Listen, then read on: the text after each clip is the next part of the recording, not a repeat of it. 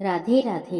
आज सकट चौथ का व्रत है। इस दिन गणेश जी की पूजा और व्रत कथा का पाठ होता है। माताएं अपनी संतान की लंबी उम्र के लिए यह व्रत रखती हैं और सकट माता की कथा पढ़ती हैं। कथा सुनने से संतान को सुख, समृद्धि और लंबी उम्र मिलती है। सबसे पहले जहाँ भी आप कथा सुन रहे हैं उस स्थान को साफ करके आसन बिछा लेंगे। सुपारी पर कलावा बांधकर गणेश जी स्थापित कर देंगे। फिर थोड़े से तिल हाथ में ले लेंगे और तिल कूट कर उसमें बूरा मिलाकर तिल कुटा बना लेंगे। ये मैं कथा सुनाती हूँ। एक गांव में एक बुधिया रहती थी। वो बुधिया बहुत गरीब थी। उसका एक बेटा था। वो गांव के लोगों के पशु चरा के लाता था और उसके बदले में उसे पैसे मिलते थे। उसी पैसे से बुधिया का और उसके बेटे का गुजारा होता था। बुधिया का बेटा रोज सुबह गाय भैंस लेकर जंगल में निकल जाता था और उन्हें चरा के शाम को लाता था और इसके बदले उसे पैसे मिलते थे। इसी तरह से दिन बीत रहे थे। एक दिन बुधिया का बेटा पशु चराने के लिए जंगल में जा रहा था। तभी उसकी ताई चाची ने रोक लिया। उसकी चाची आई, बोली, बेटा तुम तो सारा दिन मेहनत करते हो, सारा दिन जंगल में धूप में सारे पशुओं को चराते हो और तुम्हारी माँ घर में गट्टे करके खाती है, यानी पकवान बना बना के खाती है। लड़का बोला, मैं तो ऐसे यकीन नहीं करूँगा, मेरी माँ ऐसे कर ही नहीं सकती। उसकी चाची ताई कहती हैं, कोई बात नहीं, अगर तुझे यकीन नहीं हो रहा तो तू घर थोड़ी देर पहले जाकर देख ले, अपनी आँखों से ही देखेगा तब तुझे सच लगेगा। उसने सोचा, चलो ठीक है, देखने में क्या बुराई है। अब उस दिन बुधिया का बेटा थोड़ी देर जल्दी अपने घर आ जाता है। उस दिन सकट चौथ का व्रत था। बुधिया ने अपने बेटे के लिए सकट चौथ माता का व्रत किया था। बुधिया तिलकुट बना रही थी। अब जैसे ही बेटे ने देखा कि माँ तो तिल के लड्डू बना रही है, बेटे ने सोचा, मेरी चाची ताई सही कह रही थी, मैं तो सारा दिन घर से बाहर रहता हूँ, मेहनत करता हूँ और माँ यहाँ पकवान बना बना के खाती है, मेरे लिए रखना तो दूर मुझे बताती तक नहीं है। लड़का बोला, मैं तो घर छोड़कर जा रहा हूँ। बुधिया बोली, बेटे क्या बात हो गई? बोला, मैं तो घर सारा दिन मेहनत करता हूँ और तू पकवान बना बना के खाती है, ना मेरे लिए रखती है और ना मुझे बताती है, मैं तो घर छोड़ के जाऊँगा। बुधिया समझ गई कि इसके तो कान भरे गए हैं, सिखाया पढ़ाया है, ये नहीं मानेगा। बुधिया बोली, ठीक है बेटा, अगर तू घर छोड़कर जा रहा है तो ये तिल के दाने लेता जा। मैंने सकट चौथ का व्रत किया था और तेरे लिए ही व्रत करती हूँ। अगर तेरे को यकीन नहीं है तो ये तिल के दाने ले जा, जहाँ पर तुझे मुसीबत आए तिल के दानों को लेकर बैठ जाना। अगर मैं तेरे लिए व्रत करती हूँ तो मुसीबत टल जाएगी और नहीं तो फिर मैं झूठी साबित हो जाऊंगी। लड़का बोला, ठीक है। तिल के दाने लेकर बुढ़िया का बेटा घर से निकल गया। अब घर से निकलकर जंगल में चला गया। जंगल में जब जाने लगा तो सामने दो शेर खड़े थे। अब शेर को देखकर बुधिया का बेटा डर गया। बुधिया के बेटे ने सोचा कि ये दोनों तो मेरे को खाएंगे। अब मुसीबत में माँ याद आई। सभी को जब मुसीबत आती है तो माँ याद जरूर आती है। अम्मा की याद आते ही तिल की बात याद आई तो वो तिल लेके बैठ गया और बोला, हे सकट माता, अगर मेरी माँ मेरे नाम के सकट चौथ के व्रत करती होगी तो यह शेर गाय बन जाए और रास्ता छोड़ देंगे, और नहीं तो आज मेरा मरना तय है। अब सकट चौथ माता की कृपा से दोनों शेर गाय बन गए और पूंछ हिलाते हुए चले गए, क्योंकि उसकी माँ ने तो उसी के नाम से व्रत किए थे। अब आगे गया तो देखा सांप खड़ा है। बिल्कुल उसके सामने सांप खड़ा था।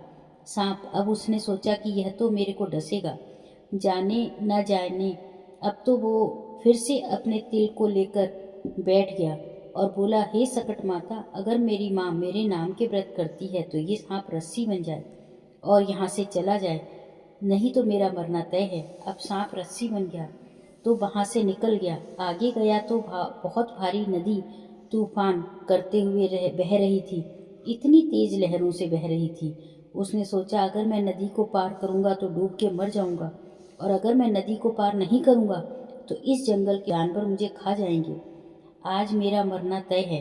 तो फिर उसको माँ की याद आई। माँ की याद आते ही वो तिल पूर के बैठ गया और बोला, मेरी माँ अगर मेरे नाम के व्रत करती है तो ये नदी दो भागों में बंट जाए, बीच में रास्ता बन जाए और मैं निकल जाऊं, और नहीं तो आज मेरा मरना तय है। सकट चौथ माता की कृपा से नदी दो भागों में बंट गई, बीच में रास्ता बन गया।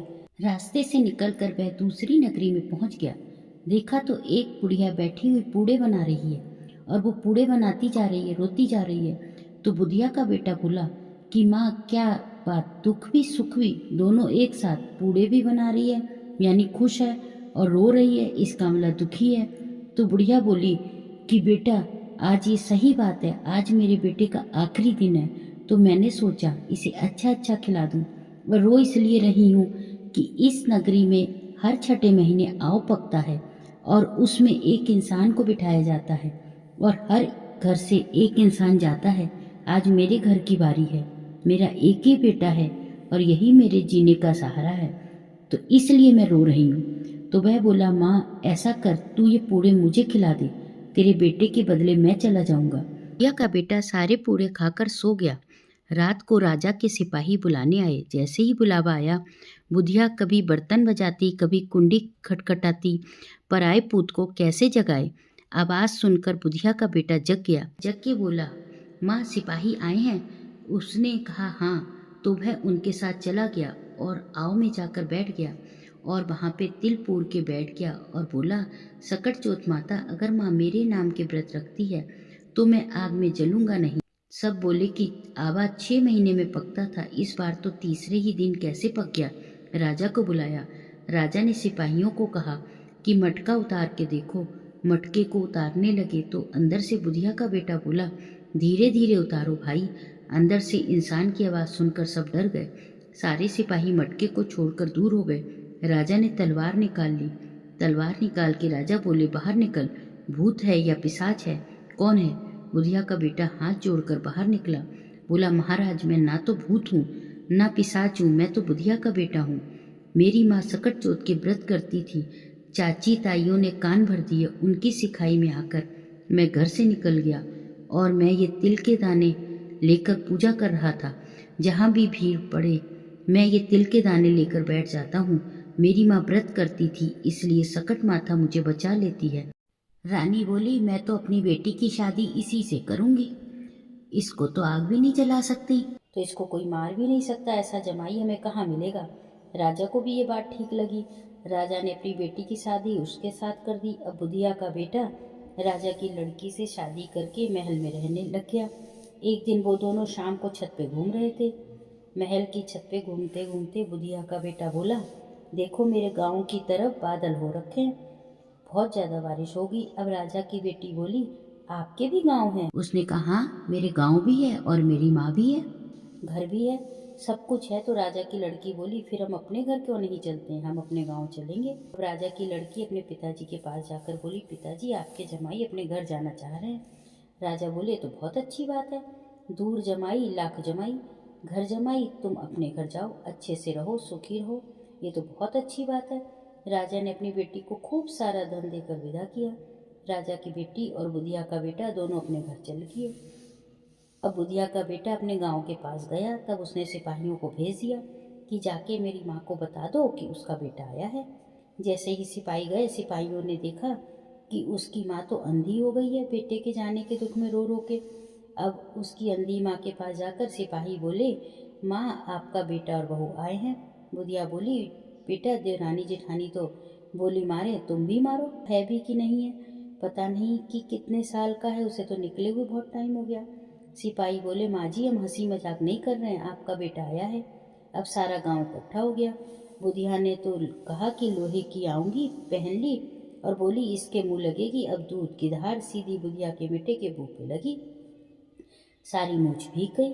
सारे गांव में हल्ला मच गया, बुढ़िया का बेटा आया, बुढ़िया का बेटा आया। सकट चौथ माता की कृपा से बुढ़िया को दिखाई देने लग गया।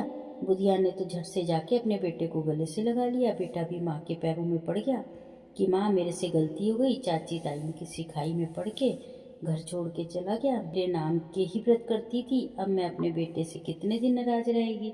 माँ ने तो अपने बेटे को माफ़ करके बेटे बहू को गले लगा लिया और घर ले आई। बुढ़िया अपने बेटे बहू के साथ बहुत ही खुशी से रहने लगी। राजा ने पूरे नगर में ढिंढोरा पिटवा दिया कि सभी माँ अपनी औलाद के अच्छे भविष्य और लंबी उम्र के लिए सकट चौथ का व्रत जरूर किया करें।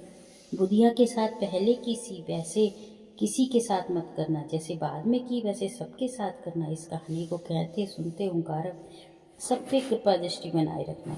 अब गणेश जी की कहानी सुनते हैं। एक शहर में देवरानी जेठानी रहती थी। देवरानी गरीब थी और जेठानी अमीर थी। देवरानी हमेशा गणेश जी का पूजन और व्रत करती थी। वह जेठानी के घर पर काम करती थी और जो कुछ बचता था घर लेकर जाती थी। देवरानी का पति जंगल से लकड़ी काट कर बेचता था। माघ महीने में सकट चौथ गणेश जी का व्रत आया।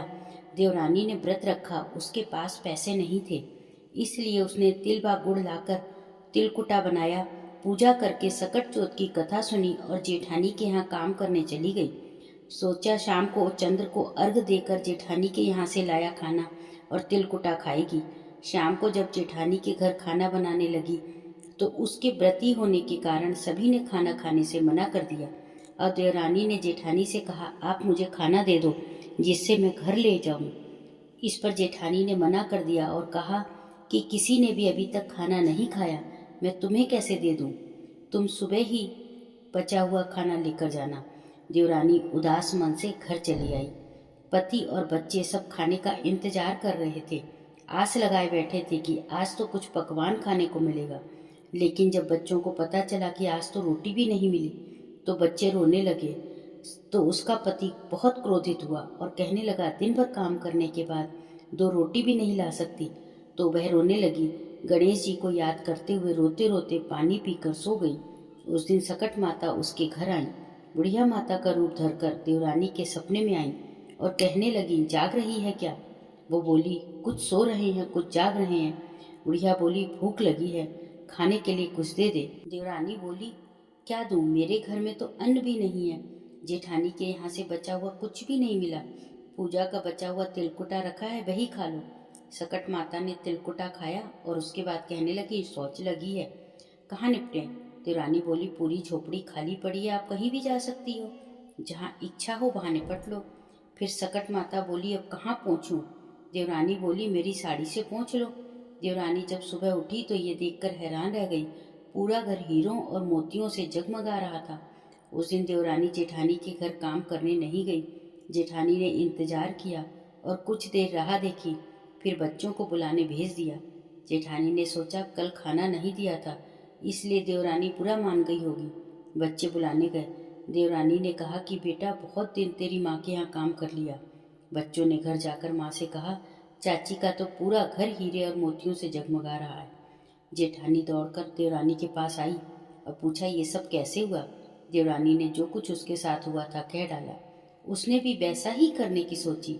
उसने भी सकट चौथ के दिन तिलकुटा बनाया।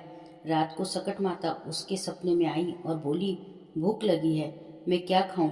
जेठानी ने कहा, आपके लिए छीके में फल हैं, फल और मेवे भी रखे हैं, चाहे जो खा लो। सकट माता बोली, अब निपटूं कहाँ? जेठानी बोली, मेरे इस महल में कहीं भी निपट लो। फिर उन्होंने पूछा कि पहुँचूं कहाँ? जेठानी बोली, कहीं भी पहुँच लो। सुबह जब जेठानी उठी तो घर में गंदगी और बदबू के अलावा कुछ नहीं था। और बदबू देखकर वो हाथ जोड़कर सकट माता से प्रार्थना करने लगी, हे माता, आपने ये क्या किया? तो सकट माता प्रकट हुई और उन्होंने कहा कि तूने तो देवरानी की रीस में ये सब किया, अब तू अपने धन में से आधा धन अपनी देवरानी को दे तो मैं ये माया समेटूंगी। जेठानी ने कहा, हाँ माता, बात मान ली उसने। सकट माता ने अपनी माया समेट ली। हे सकट माता, जैसे जेठानी के संग किया किसी के साथ मत करना, और जैसे देवरानी को दिया वैसे सबको देना। कहते सुनते हुंकारा भरते सबको देना, सबको सुख देना। बोलो सकट मैया की जय।